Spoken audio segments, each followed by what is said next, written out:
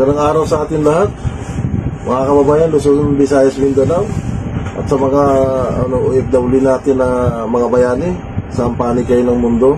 Kumusta kayo lahat? Welcome po kayo sa munti namin channel. Ang pag-usapan po natin ngayon tungkol sa budget taon-taon ng ating gobyerno. Magbibigay po tayo ng kaunting opinion bilang simpleng mga mayan. Pag-usapan natin tungkol sa budget insertion or allocation. Itong mga bagay na to, para sa akin naman, hindi sana ito masama kung nadala ito ng tama. Kasi kung may mga biglaan kasi na para i-allocate sa isang lugar, maibigay ka agad sa pangangailangan. Siyempre ito si politician, pagdating ng eleksyon kasi nangangako ito, na pagdating ng mananalo siya, bibigyan siya ng ganito, halimbawa mga covered court o ano bang project na ilalagay doon. So, wala sanang masama doon kasi ikabubuti naman ang mamamayan doon. Ang problema kasi dito, pagdating doon sa national level kasi, yung utusan ni tao ni politician, pagdating doon sa local level, siyempre, hindi mo maiwasan, mangungumisyon yun. Buti sana kung ang isa namang napag-utusan mo kung kampante na sa sahod, paano kung yung inuutusan mo, mahilig sa luho. So, kulangin ang sahod doon.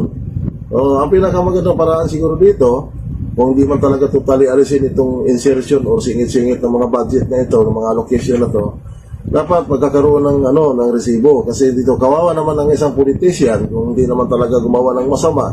Tapos may allocation siya, tapos yung napag-utusan niya, yun ang nangungumisyon. Siguro dito, hinyan niya ng resibo, tapos ilalagay doon sa website para na mamonitor naman ang sambayan ng Pilipino kung saan naman napunta yung budget na nakalocate sa'yo. Kasi dito, ang pinag-usapan naman natin, hindi mo naman pera ng mga politician to, pera dito ng mga sambayan ng Pilipino. So, kawawa naman kami ng mahihirap dito. Lalo kami naghihirap. So, sa amin dito, ang hinahanap namin dito is transparent. Pumili nga tayo ng anong produkto sa isang tindahan, na maliit na tindahan, hahanapan natin ng resibo. Samantalang sa mga politician, ang iba dyan, hindi naman naglalabas ang resibo. Ang iba naman naglalabas. Pero sana naman lahat-lahat. Kasi kung wala kang tinatago, ilalabas mo yung resibo na yun. Kung sana punta, i-itemize mo. Kaya sa ganung paraan naman na ang tao, siyempre, hindi ka mapagdudahan kasi hindi naman lahat ng mga politician masama. Siyempre, marami rin dyan ang mabubuti dyan.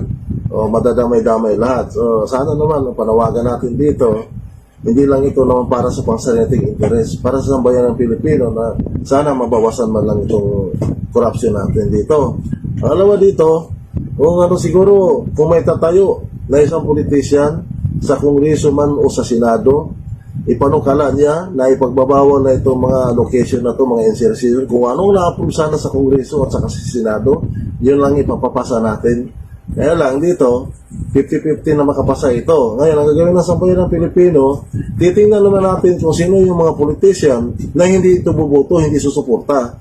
Kasi pag ang isang politiko na hindi ito susuportahan pagdating sa pagdidebate nila, huwag na natin iboto.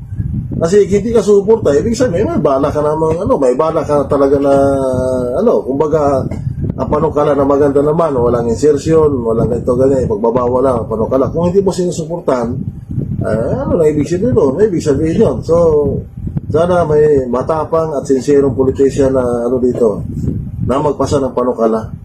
Nasa atin naman ito, opinion lang, bilang simpleng mga mayan. Maraming salamat at mabuhay po tayong lahat. God bless.